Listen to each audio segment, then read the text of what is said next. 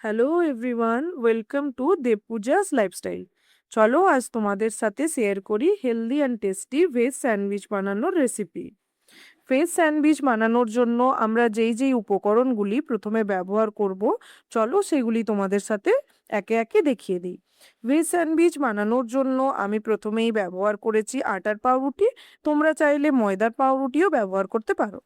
তারপর আমি ব্যবহার করেছি মেয়োনিজ, কেচাপ, শসা, পেঁয়াজ, টমেটো, লঙ্কা। তোমরা চাইলে এখানে গাজরও অ্যাড করতে পারো, তবে আমি গাজর ব্যবহার করিনি। তারপর ব্যবহার করব বিট লবণ, চাট মশলা ও বাটার।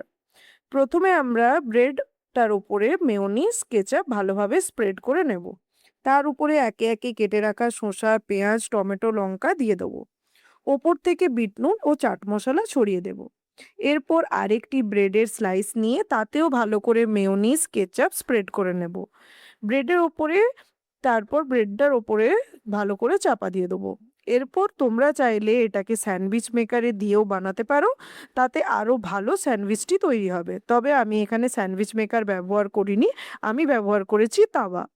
তাই তাওয়াতে প্রথমে আমরা বাটারটা ভালোভাবে স্প্রেড করে নেব।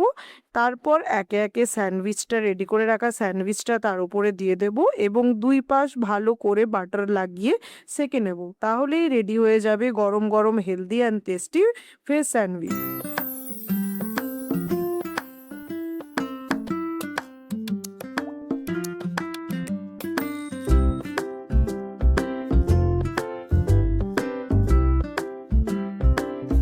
এইবারে টেস্ট করার পালা।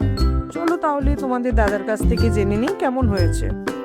মিস্টার পালের রিয়াকশন দেখে তো তোমরা বুঝেই নিয়েছো কেমন হয়েছে। যদি তোমাদের আমার এই ছোট্ট ভিডিওটি ভালো লেগে থাকে, তাহলে আরও নতুন নতুন ভিডিও দেখার জন্য আমাদের দেবপূজাস লাইফস্টাইল চ্যানেলটিকে তোমরা অবশ্যই লাইক, শেয়ার অ্যান্ড সাবস্ক্রাইব করতে পারো।